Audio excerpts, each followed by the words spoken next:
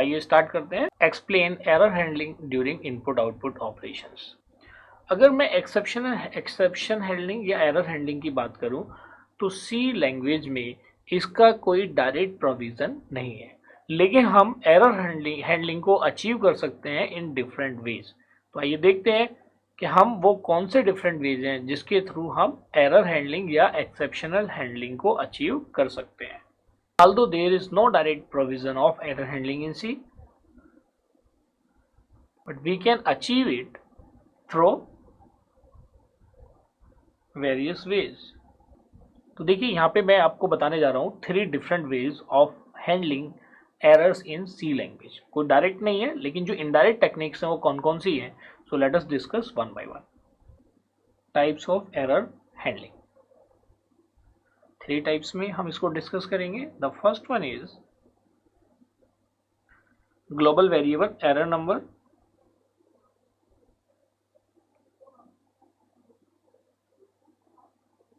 ERR for error number. Next is exit status,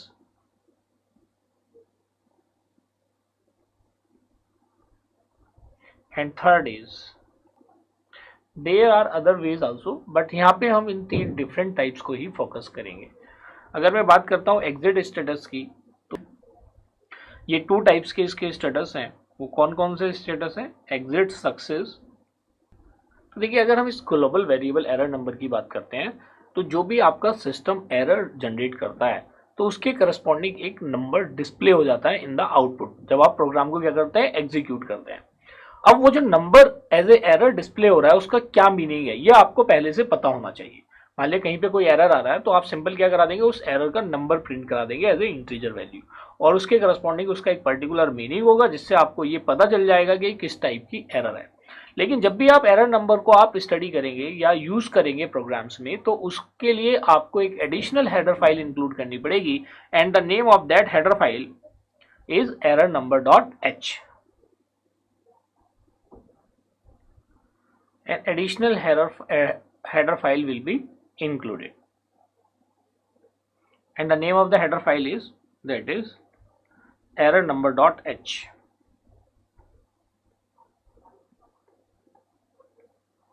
तो आइए वो देखते हैं कौन कौन से एरर नंबर्स हैं और उनका क्या मीनिंग है।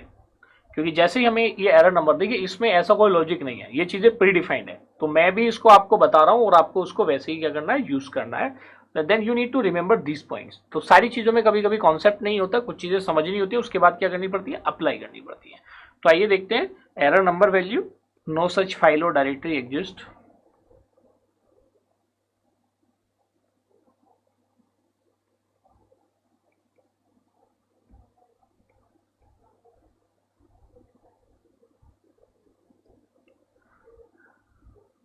Third,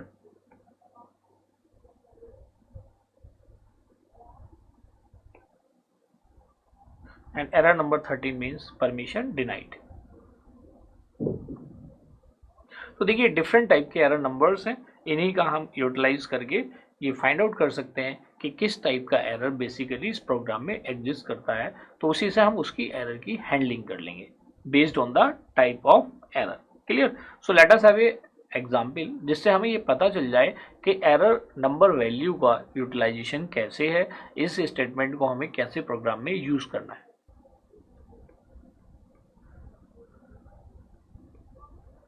Write a program in C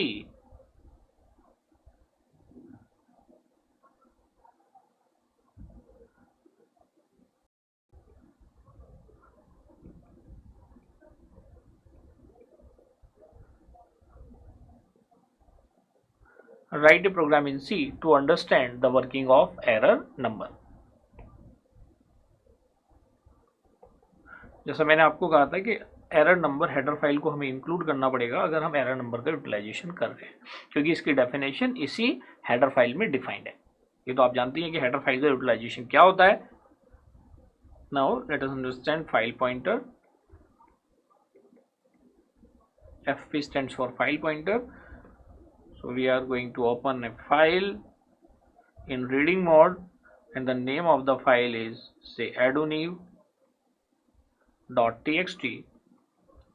and we are opening this file in read mode. और रीड मोड में ओपन करने के बाद हमने एक मैसेज प्रिंट कराया, value of error number is equal to %d into error n number. Clear. और यहाँ पे हमने we are not returning any value through it, और ये हमने क्लोज कर दिया। सिंपल हमें ये देखना है कि इसकी वर्किंग कैसे है। जब आप इसको रन करेंगे कंट्रोल F9 से और इसका आउटपुट देखेंगे, then you will see in the output, on the output screen क्या देखेंगे आप, ये आपने फाइल ओपन किया और सपोज करो ये फाइल एग्जिस्ट ही नहीं करती, तो यहाँ पे वैल्यू क्या आ जाएगी, यहाँ पे वैल्यू आ जाएगी आउटपुट में, value of error number is equal to 2, ये आएगी। और इससे क्योंकि आपको पहले से पता है, जो टेबल मैंने आपको ऊपर बनाई है वो आपको पता होनी चाहिए। जैसे error number is equal to 2 है, तो error number is equal to 2 का मीनिंग क्या है, नो सच फाइल और डायरेक्टरी एग्जिस्ट। इसका मतलब जो हमने adonew.txt फाइल को यूज किया है वो उसमें एग्जिस्ट ही नहीं करती है। इस तरह से एरर नंबर वर्क करता है and we are able to handle the error in file handling. Clear? This is one way. So let us understand the second way by using the exit status. So let us understand second error handling way. The second error handling way is exit status.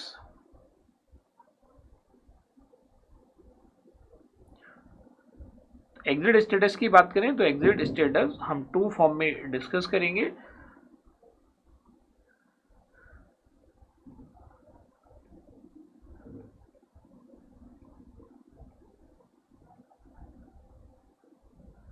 We use 2 exit constants.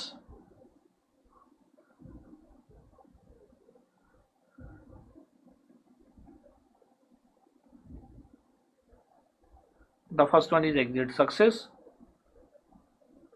Clear. और ये आपको पता ही है, जहाँ पे हम exit function use करते हैं तो एग्जिट फंक्शन के लिए या तो स्टैंडर्ड लाइब्रेरी हेडर फाइल को यूज करते हैं या process.h को यूज करते हैं। तो इसको समझने के लिए हम एक एग्जाम्पल ले लेते हैं, प्रोग्राम की हेल्प से इसको समझते हैं कि एग्जिट सक्सेस या एग्जिट फेलियर कैसे वर्क करता है। So let us understand with the help of an example.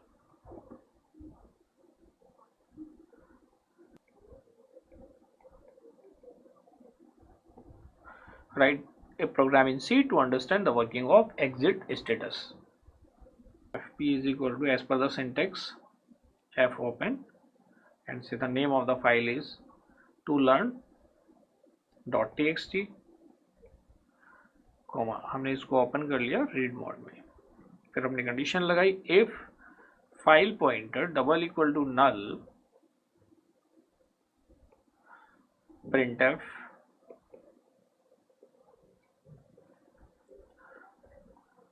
value of error number is equal to %d, comma, or you can use new line for further values error number। exit function है जिसके अंदर caps में, because C is case sensitive, exit failure, this is unsuccessful termination, जैसा हमने ऊपर देखा था। Successful termination क्या होगा, फाइल एग्जिस्ट करती है और आपने उसको रीड आउट कर लिया। एल्स क्या करेंगे आप, एफ क्लोज fp, फाइल को ओपन किया, आप रीड करके आपने क्लोज कर दिया, और एग्जिट में आपने किया एग्जिट सक्सेस।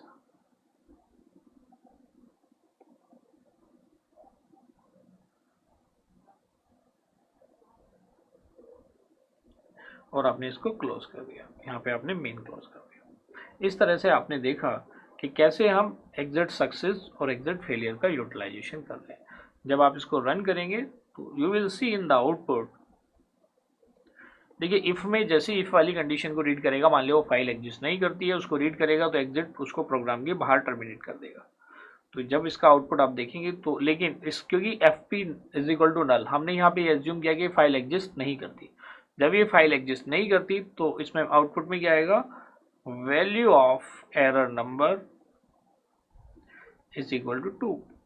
जैसे कि हमने ऊपर देखा था, इसका मतलब क्या, फाइल और डायरेक्टरी डज नॉट एग्जिस्ट। तो आई होप कि आपको इसका भी समझ में आ गया कि एरर हैंडलिंग अगर हमें सी प्रोग्रामिंग में करनी है तो उस केस में एग्जिट स्टेटस का यूटिलाइजेशन कैसे करना है। Now the third type is divide by zero. Third way of handling the error is divide by zero error.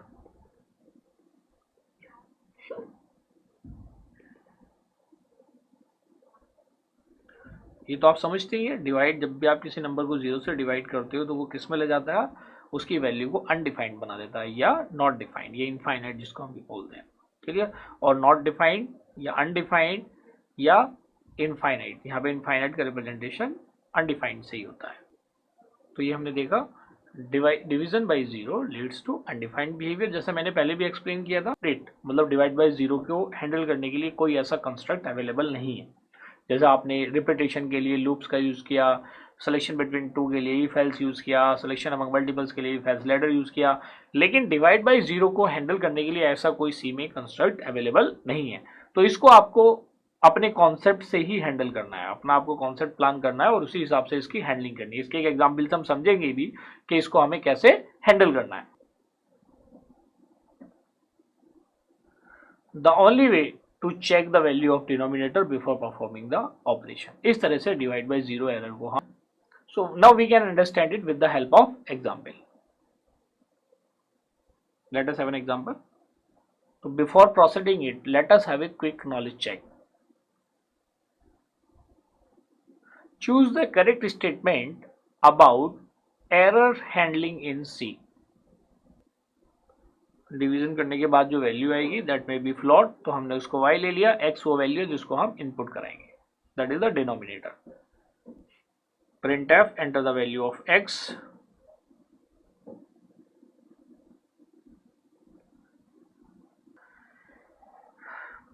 अब इसकी x की वैल्यू को इनपुट कराने के बाद इसे चेक कर लेते हैं कि अगर ये जीरो है तो ये क्या हो जाएगा, एग्जिट फेलियर हो जाएगा। If x double equal to zero, exit failure, else, ये एल्स क्लोज हो गया, उसके बाद आपने मेन को क्लोज कर दिया।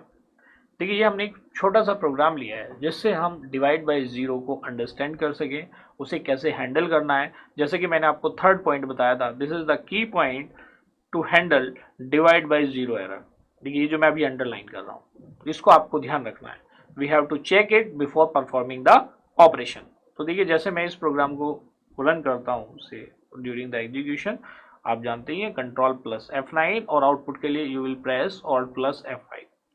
तो अगर इसकी हम बात करते हैं, से आपने x की वैल्यू को इनपुट करा दिया जीरो, फिर ये इफ में चेक करेगा zero double equal to zero, condition क्या हो जाएगी यहाँ पे, ट्रू। जब ये कंडीशन ट्रू होगी तो ये इफ की बॉडी के अंदर जाएगा, नई लाइन में आएगा division by zero is not allowed, यहाँ पे मैसेज आ जाएगा division by zero is not allowed. Clear. और ये एग्जिट फंक्शन क्या करेगा, इसको इसकी बॉडी से बाहर ट्रांसफर कर देगा, इसके बाद कोई स्टेटमेंट नहीं है। तो आपने देखा कि किस तरीके से ये थ्री डिफरेंट टाइप के एरर हैंडलिंग फंक्शंस वर्क करते हैं।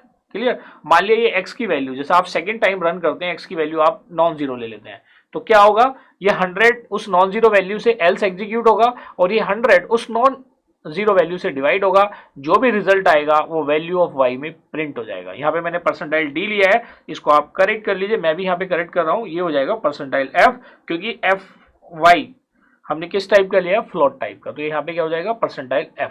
इस तरह से हमने थ्री डिफरेंट टाइप के एरर हैंडलिंग या एक्सेप्शनल हैंडलिंग फंक्शंस को स्टडी किया सी लैंग्वेज में, और इसकी और प्रॉब्लम्स को हम प्रॉब्लम सॉल्विंग मॉड्यूल में डिस्कस करेंगे।